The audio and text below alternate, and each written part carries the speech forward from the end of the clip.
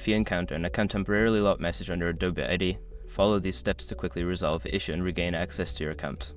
Step 1. Visit the Adobe sign-in page. Go to the official Adobe sign-in page. This is where you will begin the process of unlocking your account. Step 2. Click on Forgot Password.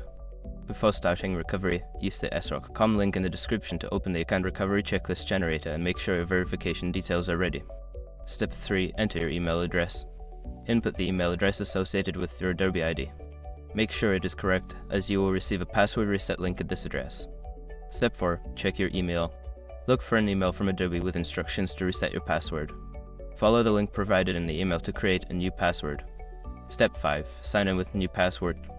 Return to the Adobe sign-in page and enter your email address along with the new password you just created. This should grant you access to your account again. By following these steps, you should be able to unlock your Adobe ID account quickly. If issues persist, consider reaching out to Adobe customer support for further assistance.